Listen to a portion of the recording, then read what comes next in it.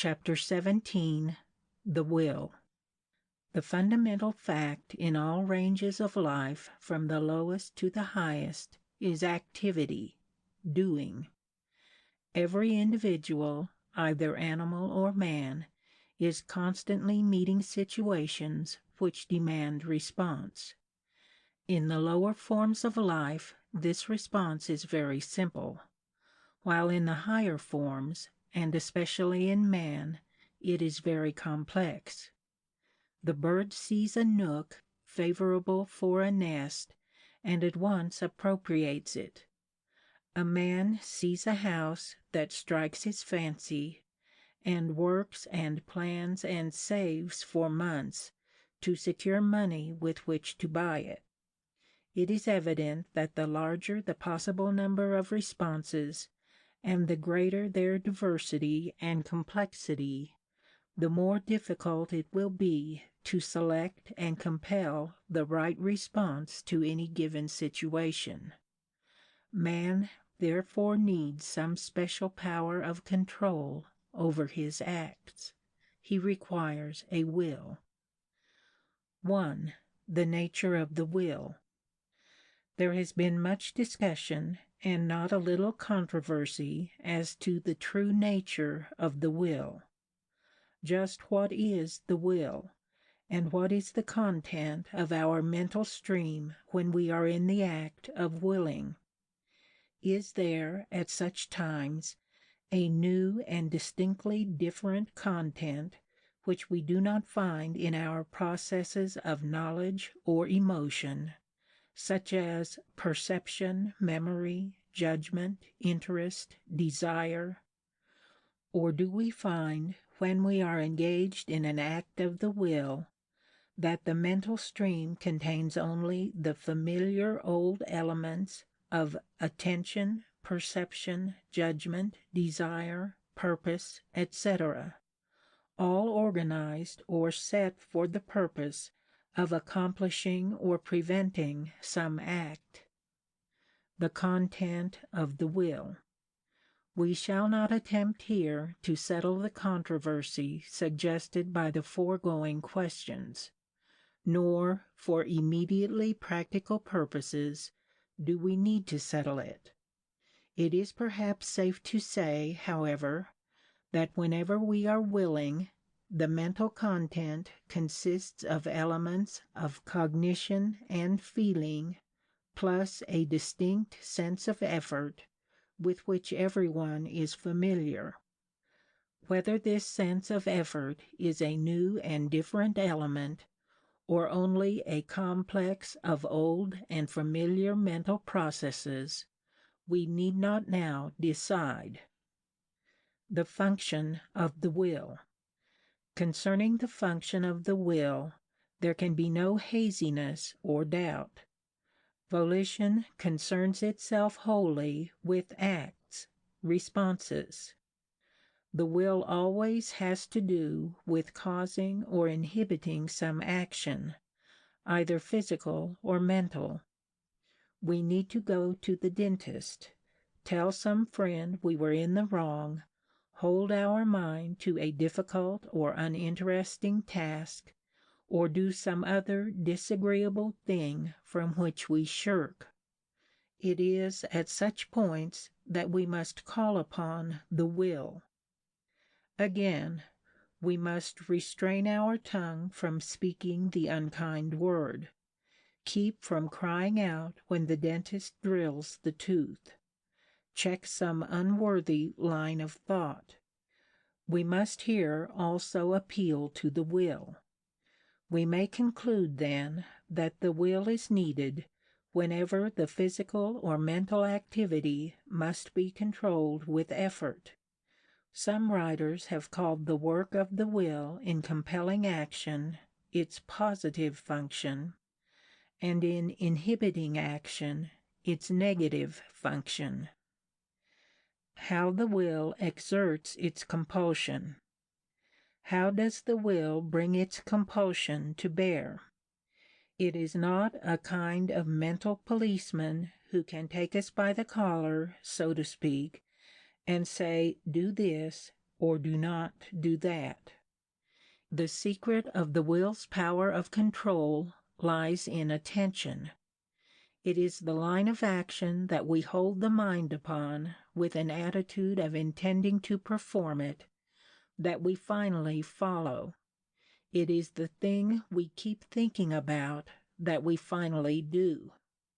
On the other hand, let us resolutely hold the mind away from some attractive but unsuitable line of action, directing our thoughts to an opposite course or to some wholly different subject, and we have effectually blocked the wrong response. To control our acts is therefore to control our thoughts, and strength of will can be measured by our ability to direct our attention. 2. The extent of voluntary control over our acts. A relatively small proportion of our acts or responses are controlled by volition. Nature, in her wise economy, has provided a simpler and easier method than to have all our actions performed or checked with conscious effort. Classes of acts or response. Movements or acts, like other phenomena, do not just happen. They never occur without a cause back of them. Whether they are performed with a conscious end in view or without it, the fact remains the same. Something must lie back of the act to account for its performance. During the last hour, each of us has performed many simple movements and more or less complex acts. These acts have varied greatly in character. Of many, we were wholly unconscious. Others were consciously performed, but without feeling of effort on our part. Still others were accomplished only with effort, and after a struggle to decide which of two lines of action we should take. Some of our acts were reflex, some were chiefly instinctive, and some were volitional. Simple reflex acts. First, there are going on within every living organism countless movements of which he is in large part unconscious, which he does nothing to initiate, and which he is largely powerless to prevent. Some of them are wholly, and others almost, out of the reach and power of his will. Such are the movements of the heart and vascular system, the action of the lungs in breathing, the movements of the digestive tract, the work of the various glands in their process of secretion. The entire organism is a mass of living matter, and just because it is living, no part of it is at rest. Movements of this type require no external stimulus and no direction. They are reflex. They take care of themselves as long as the body is in health, without let or hindrance, continuing whether we sleep or wake, even if we are in hypnotic or anesthetic coma. With movements of reflex type, we shall have no more concern, since they are almost wholly physiological and come scarcely at all within the range of the consciousness. Instinctive acts. Next, there are a large number of such acts as closing the eyes when they are threatened, starting back from danger, crying out from pain or alarm, frowning and striking when angry. These may roughly be classed as instinctive, and have already been discussed under that head. They differ from the former class in that they require some stimulus to set the act off. We are fully conscious of their performance although they are performed without a conscious end in view. Winking the eyes serves an important purpose, but that is not why we wink. Starting back from danger is a wise thing to do, but we do not stop to consider this before performing the act. And so it is with a multitude of reflex and instinctive acts. They are performed immediately upon receiving an appropriate stimulus, because we possess an organism calculated to act in a definite way in response to certain stimuli.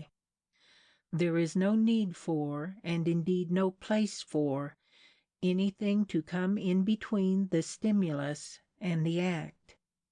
The stimulus pulls the trigger of the ready-set nervous system, and the act follows at once.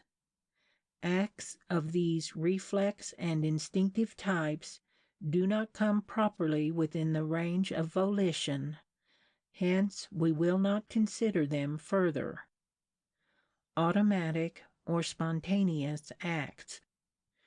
Growing out of these reflex and instinctive acts is a broad field of action which may be called automatic or spontaneous. The distinguishing feature of this type of action is that all such acts, though performed now largely without conscious purpose or intent, were at one time purposed acts, performed with effort. This is to say that they were volitional. Such acts as writing or fingering the keyboard of a piano were once consciously purposed volitional acts selected from many random or reflex movements. The effects of experience and habit are such, however, that soon the mere presence of pencil and paper, or the sight of the keyboard, is enough to set one scribbling or playing. Stated differently, certain objects and situations come to suggest certain characteristic acts or responses so strongly that the action follows immediately on the heels of the percept of the object, or the idea of the act. James calls such action ideomotor. Many illustrations of this type of acts will occur to each of us. A door starts to blow shut, and we spring up and avert the slam. The memory of a neglected engagement comes to us, and we have started to our feet on the instant. A dish of nuts stands before us, and we find ourselves nibbling without intending to do so. The cycle from volitional to automatic. It is of course evident that no such acts, though they were at one time in our experience volitional, now require effort or definite intention for their performance. The law covering this point may be stated as follows. All volitional acts, when repeated, tend, through the effects of habit, to become automatic, and thus relieve the will from the necessity of directing them. To illustrate this law, try the following experiment. Draw on a piece of cardboard a star like figure 19, making each line segment 2 inches. Seat yourself at a table with the star before you, placing a mirror back of the star so that it can be seen in the mirror. Have someone hold a screen a few inches above the table so as to hide the star from your direct view, but so that you can see it in the mirror. Now reach your hand under the screen and trace with a pencil around the star from left to right, not taking your pencil off the paper until you get clear around. Keep track of how long it takes to go around, and also note the irregular wanderings of your pencil. Try this experiment 5 times over, noting the decrease in time and effort required and the increase in efficiency as the movements tend to become automatic. Volitional action. While it is obvious that the various types of action already described include a very large proportion of all our acts, yet they do not include all. For there are some acts that are neither reflex, nor instinctive, nor automatic, but that have to be performed under the stress of compulsion and effort. We constantly meet situations where the necessity for action or restraint runs counter to our inclinations. We daily are confronted by the necessity of making decisions in which the mind must be compelled by effort to take this direction or that direction. Conflicting motives or tendencies create frequent necessity for coercion. It is often necessary to drive our bark counter to the current of our desires or our habits, or to enter into conflict with a temptation.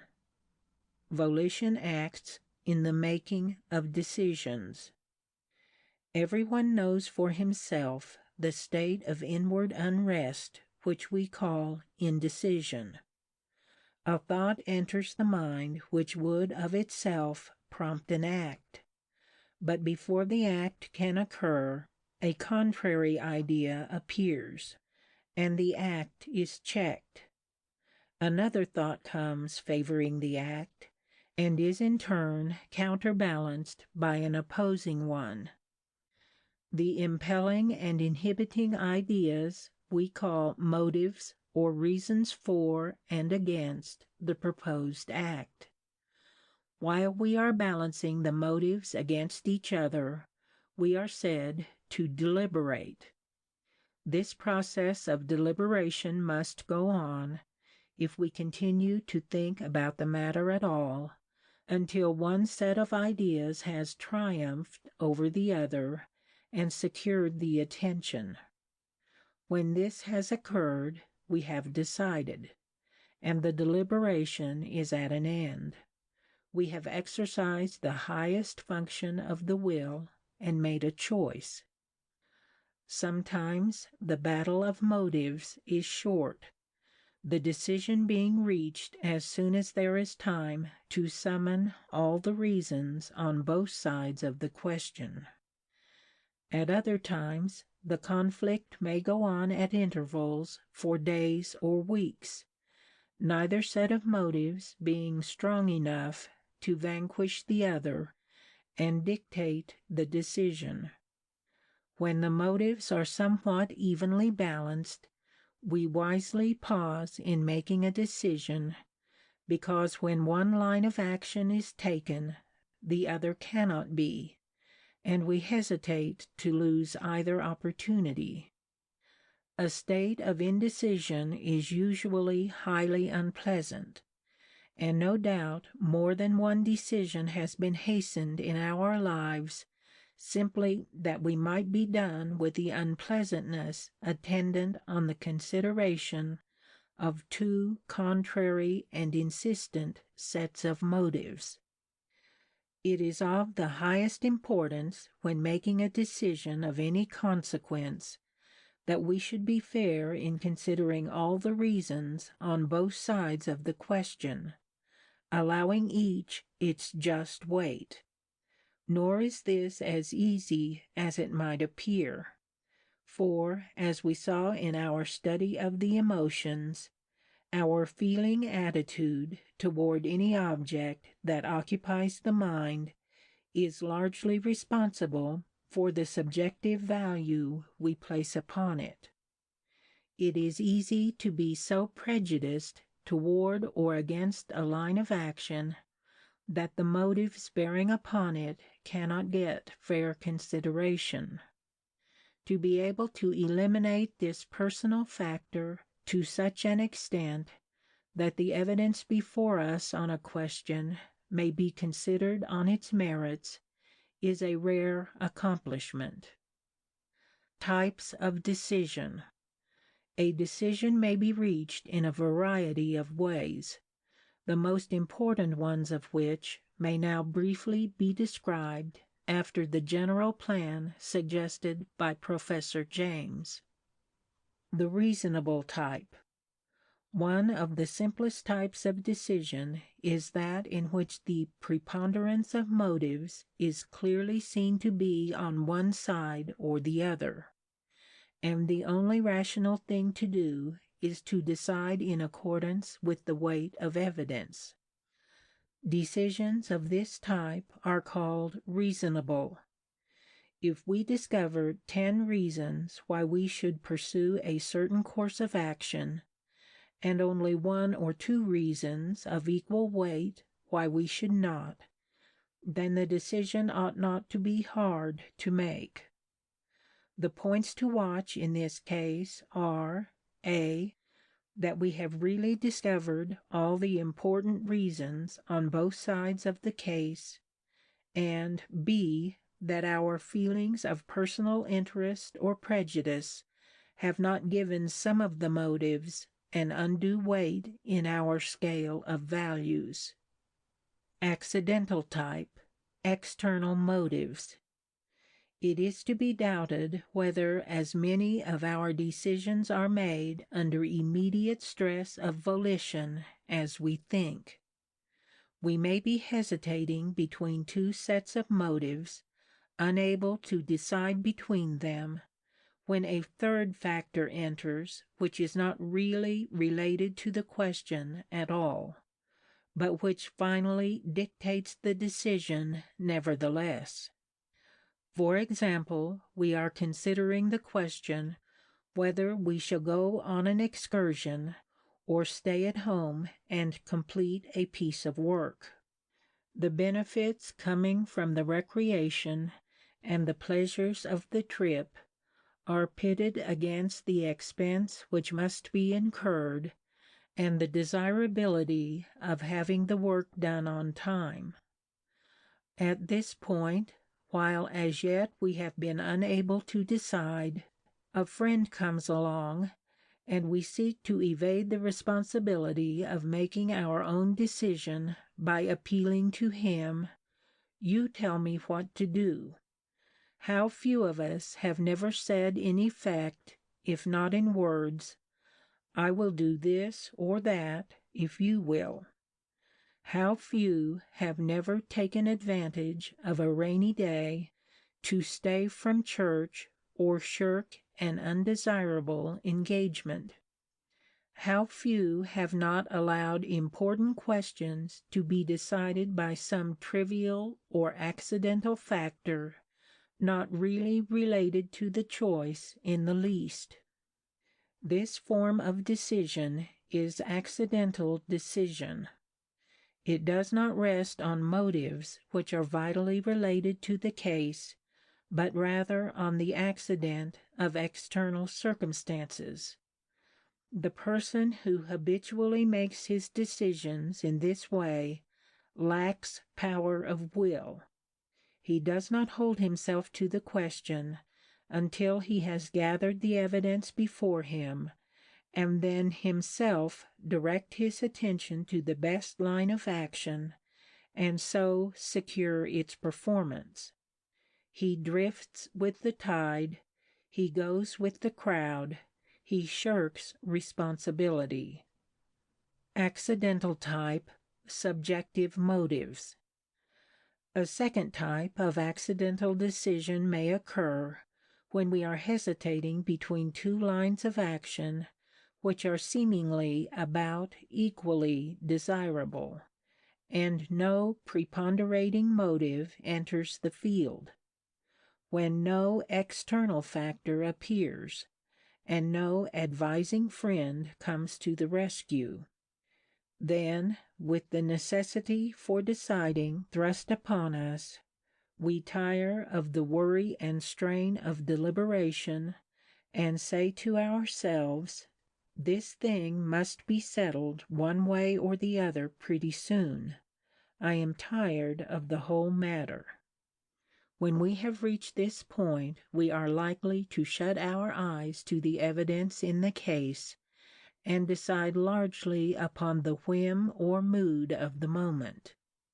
Very likely we regret our decision the next instant, but without any more cause for the regret than we had for the decision. It is evident that such a decision as this does not rest on valid motives, but rather on the accident of subjective conditions. Habitual decisions of this type are an evidence of a mental laziness or a mental incompetence which renders the individual incapable of marshalling the facts bearing on a case. He cannot hold them before his mind and weigh them against each other until one side outweighs the other and dictates the decision. Of course, the remedy for this weakness of decision lies in not allowing oneself to be pushed into a decision simply to escape the unpleasantness of a state of indecision, or the necessity of searching for further evidence which will make the decision easier. On the other hand, it is possible to form a habit of indecision, of undue hesitancy in coming to conclusions when the evidence is all before us. This gives us the mental dawdler, the person who will spend several minutes in an agony of indecision over whether to carry an umbrella on this particular trip, whether to wear black shoes or tan shoes today, whether to go calling or to stay at home and write letters this afternoon. Such a person is usually in a stew over some inconsequential matter, and consumes so much time and energy in fussing over trivial things that he is incapable of handling larger ones. If we are certain that we have all the facts in a given case before us, and have given each its due weight so far as our judgment will enable us to do, then there is nothing to be gained by delaying the decision. Nor is there any occasion to change the decision after it has once been made, unless new evidence is discovered bearing on the case. Decision under effort. The highest type of decision is that in which effort is the determining factor. The pressure of external circumstances and inward impulse is not enough to overcome a calm and determined "I will." Two possible lines of action may lie open before us.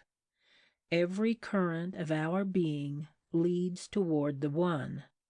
In addition, inclination, friends, honors, all beckon in the same direction. From the other course our very nature shrinks. Duty alone bids us take this line, and promises no rewards except the approval of conscience. Here is the crucial point in human experience, the supreme test of the individual, the last measure of man's independence and power. Winning at this point, man has exercised his highest prerogative, that of independent choice. Failing here, he reverts toward the lower forms, and is a creature of circumstance, no longer the master of his own destiny, but blown about by the winds of chance. And it behooves us to win in this battle. We may lose in a contest or a game, and yet not fail, because we have done our best. If we fail in the conflict of motives, we have planted a seed of weakness from which we shall at last harvest defeat. Jean Valjean, the galley slave of almost a score of years, escapes and lives an honest life. He wins the respect and admiration of friends. He is elected mayor of his town, and honors are heaped on him. At the height of his prosperity, he reads one day that a man has been arrested in another town for the escaped convict Jean Valjean, and is about to be sent to the galleys. Now comes the supreme test in Jean Valjean's life. Shall he remain the honored, respected citizen, and let an innocent man suffer in his stead, or shall he proclaim himself the long-sought criminal, and again have the collar riveted on his neck, and take his place at the oars? He spends one awful night of conflict, in which contending motives make a battle-ground of his soul. But in the morning he has won. He has saved his manhood. His conscience yet lives. And he goes and gives himself up to the officers. Nor could he do otherwise, and still remain a man. 3. Strong and weak wills. Many persons will admit that their memory or imagination or power of perception is not good, but few will confess to a weak will. Strength of will is everywhere lauded as a mark of worth and character. How can we tell whether our will is strong or weak? Not a will, but wills.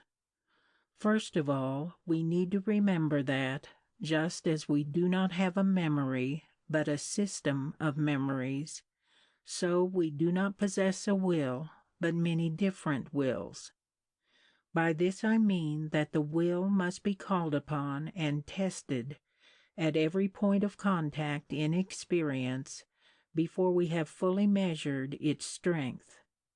Our will may have served us reasonably well so far, but we may not yet have met any great number of hard tests, because our experience and temptations have been limited. Nor must we forget to take into account both the negative and the positive functions of the will. Many there are who think of the will chiefly in its negative use, as a kind of a check or barrier to save us from doing certain things. That this is an important function cannot be denied, but the positive is the higher function. There are many men and women who are able to resist evil, but able to do little good. They are good enough, but not good for much. They lack the power of effort and self-compulsion to hold them up to the high standards and stern endeavor necessary to save them from inferiority or mediocrity. It is almost certain that for most who read these words, the greatest test of their willpower will be in the positive instead of the negative direction. Objective tests a false measure of willpower. The actual amount of volition exercised in making a decision cannot be measured by objective results. The fact that you follow the pathway of duty, while I falter and finally drift into the byways of pleasure, is not certain evidence that you have put forth the greater power of will. In the first place, the allurements which led me astray may have had no charms for you. Furthermore, you may have so formed the habit of pursuing the pathway of duty when the two paths opened before you, that your well-trained feet unerringly led you into the narrow way without a struggle. Of course, you are on safer ground than I, and on ground that we should all seek to attain. But, nevertheless, although I fell when I should have stood, may have been fighting a battle and manifesting a power of resistance of which you, under similar temptation, would have been incapable. The only point from which a conflict of motives can be safely judged is that of the soul which is engaged in the struggle. 4. Volitional types. Several fairly well-marked volitional types may be discovered. It is, of course, to be understood that these types all grade by insensible degrees into each other, and that extreme types are the exception rather than the rule. The impulsive type. The impulsive type of will goes along with a nervous organism of the hair-trigger kind.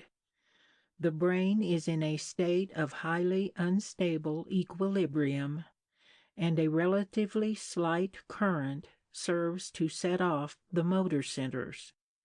Action follows before there is time for a counteracting current to intervene. Putting it in mental terms, we act on an idea which presents itself before an opposing one has an opportunity to enter the mind. Hence, the action is largely or wholly ideomotor, and but slightly or not at all deliberate. It is this type of will which results in the hasty word or deed, or the rash act committed on the impulse of the moment and repented of at leisure, which compels the frequent "I didn't think," or "I would not have done it." The impulsive person may undoubtedly have credited up to him many kind words and noble deeds. In addition, he usually carries with him an air of spontaneity and wholeheartedness, which goes far to atone for his faults. The fact remains, however, that he is too little the master of his acts, that he is guided too largely by external circumstances or inward caprice. He lacks balance. Impulsive action is not to be confused with quick decision and rapid action. Many of the world's greatest and safest leaders have been noted for quickness of decision and for rapidity of action in carrying out their decisions. It must be remembered, however, that these men were making decisions in fields well known to them. They were specialists in this line of deliberation. The motives for and against certain lines of action had often been dwelt upon. All possible contingencies had been imaged many times over, and a valuation placed upon the different decisions. The various concepts had long been associated with certain definite lines of action. Deliberation under such conditions can be carried on with lightning rapidity, each motive being checked off as worth so much the instant it presents itself, and action can follow immediately when attention settles on the proper motive to govern the decision. This is not impulse, but abbreviated deliberation. These facts suggest to us that we should think much and carefully over matters in which we are required to make quick decisions. Of course, the remedy for the over-impulsive type is to cultivate deliberative action.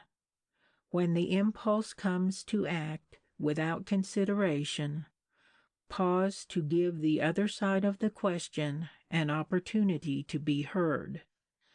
Check the motor response to ideas that suggest action until you have reviewed the field to see whether there are contrary reasons to be taken into account. Form the habit of waiting for all evidence before deciding. Think twice before you act. The obstructed will. The opposite of the impulsive type of will is the obstructed or balky will. In this type, there is too much inhibition, or else not enough impulsion. Images which should result in action are checkmated by opposing images, or do not possess vitality enough as motives to overcome the dead weight of inertia which clogs mental action. The person knows well enough what he should do, but he cannot get started. He cannot get the consent of his will. It may be the student whose mind is tormented by thoughts of coming failure in recitation or examination, but who yet cannot force himself to the exertion necessary safely to meet the ordeal. It may be the dissolute man who tortures himself in his sober moments with remorse and the thought that he was intended for better things, but who, waking from his meditations, goes on in the same old way. It may be the child undergoing punishment, who is to be released from bondage as soon as he will promise to be good, but who cannot bring himself to say the necessary words. It not only may be, but is, man or woman anywhere who has ideals which are known to be worthy and noble, but which fail to take hold. It is anyone who is following a course of action which he knows is beneath him. No one can doubt that the moral tragedies, the failures and the shipwrecks in life come far more from the breaking of the bonds which should bind right ideals to action than from a failure to perceive the truth. Men differ far more in their deeds than in their standards of action.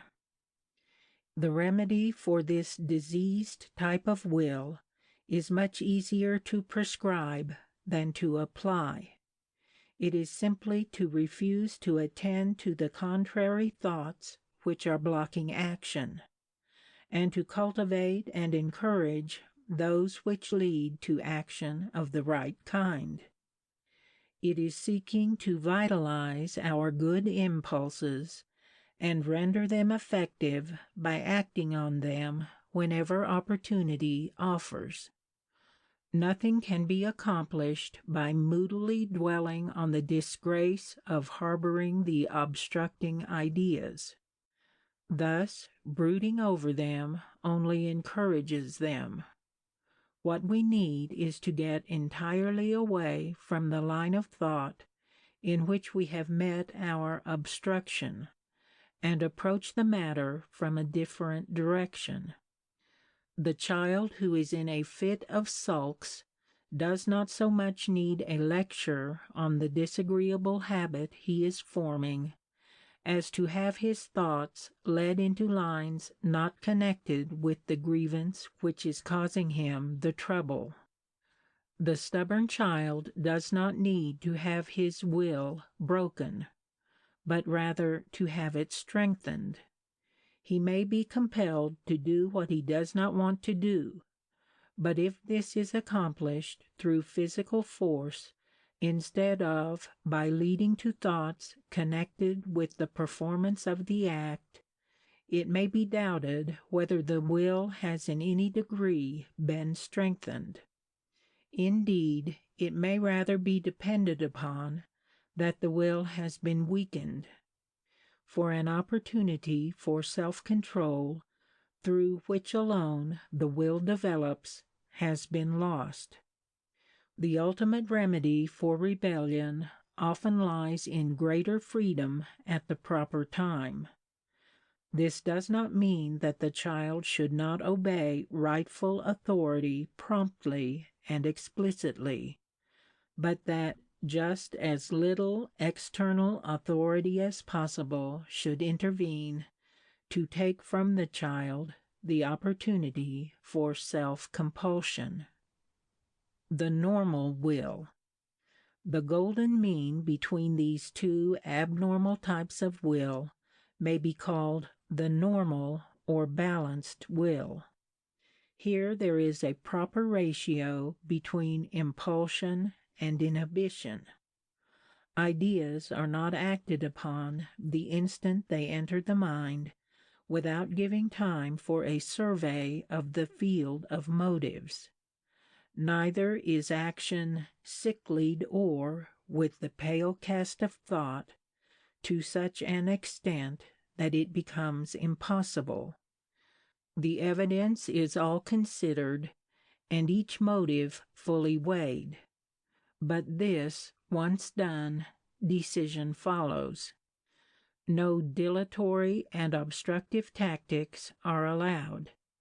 The fleeting impulse is not enough to persuade to action, neither is action unduly delayed after the decision is made.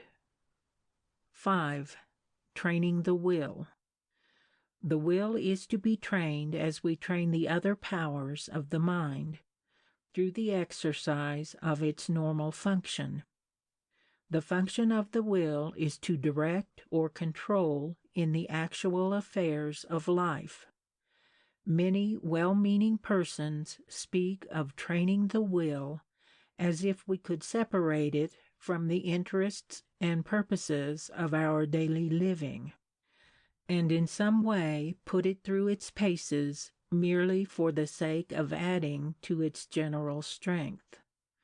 This view is all wrong. There is, as we have seen, no such thing as general power of will.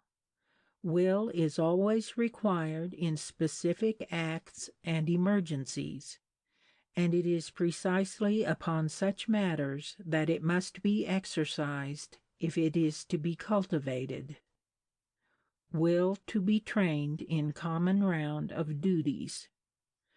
What is needed in developing the will is a deep moral interest in whatever we set out to do, and a high purpose to do it up to the limit of our powers.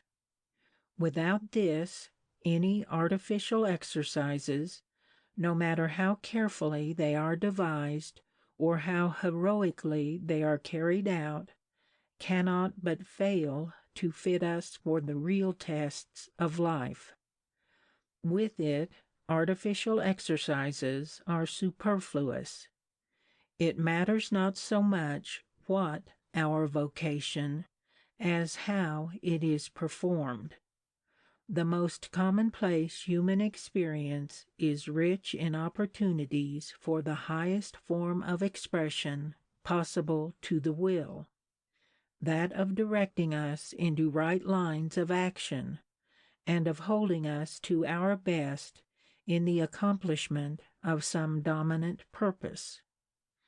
There is no one set form of exercise which alone will serve to train the will. The student pushing steadily toward his goal in spite of poverty and grinding labor. The teacher who, though unappreciated and poorly paid, yet performs every duty with conscientious thoroughness. The man who stands firm in the face of temptation.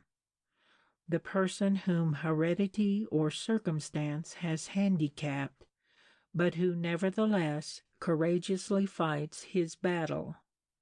The countless men and women everywhere whose names are not known to fame, but who stand in the hard places, bearing the heat and the toil with brave, unflinching hearts.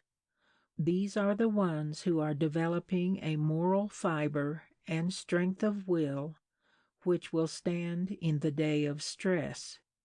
Better 1,000 times such training as this, in the thick of life's real conflicts, than any volitional calisthenics or priggish self-denials entered into solely for the training of the will. School work and will training.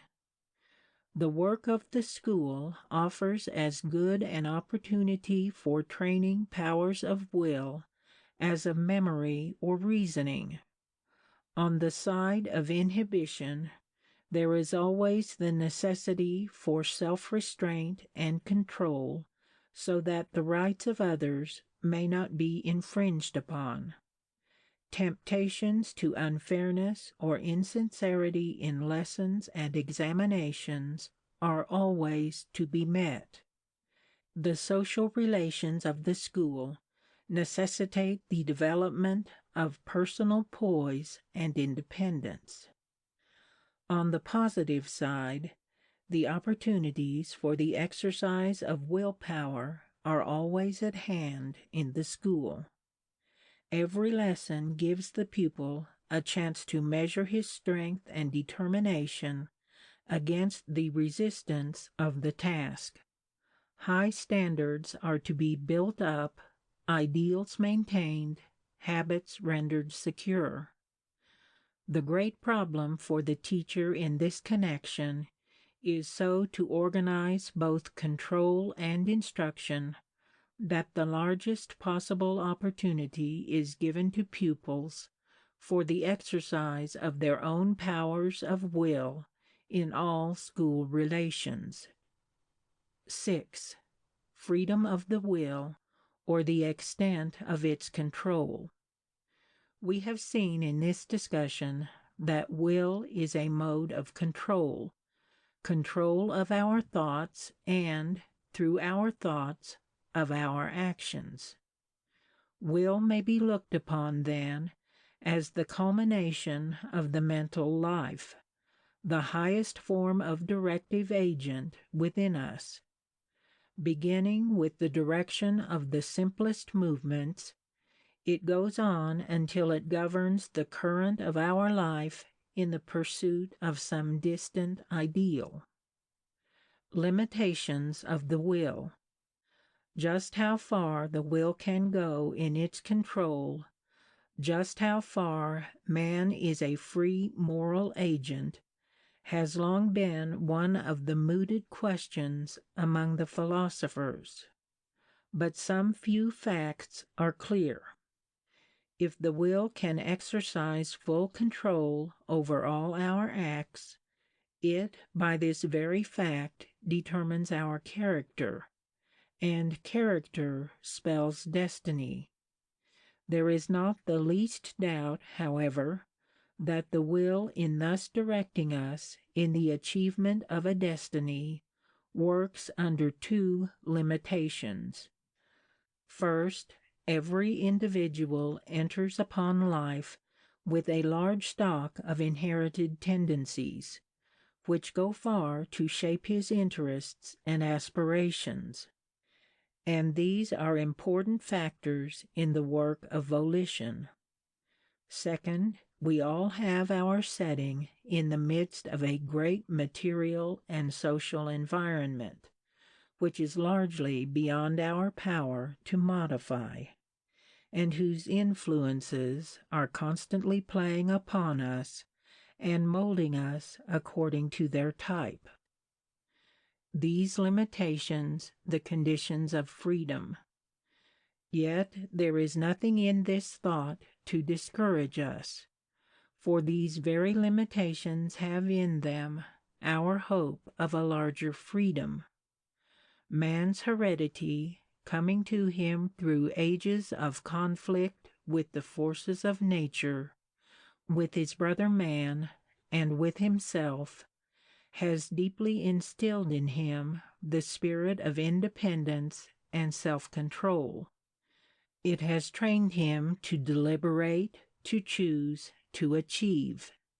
It has developed in him the power to will. Likewise, man's environment, in which he must live and work, furnishes the problems which his life work is to solve, and out of whose solution will receives its only true development. It is through the action and interaction of these two factors, then, that man is to work out his destiny. What he is, coupled with what he may do, leads him to what he may become. Every man possesses in some degree a spark of divinity, a sovereign individuality, a power of independent initiative. This is all he needs to make him free, free to do his best in whatever walk of life he finds himself.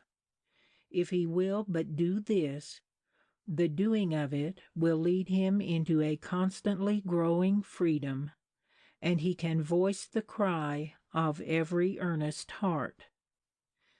Build thee more stately mansions, O my soul, as the swift seasons roll.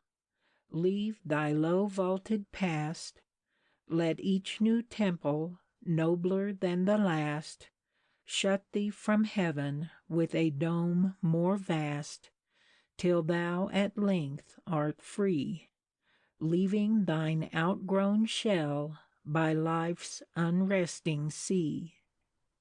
7. Problems in observation and introspection. 1. Give illustrations from your own experience of the various types of action mentioned in this discussion.